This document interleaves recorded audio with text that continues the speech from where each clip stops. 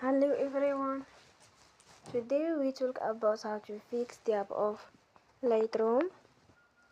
We will go to settings, then we click on apps. After that we search the app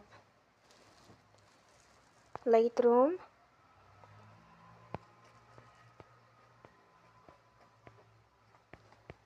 and we click we will on for stop.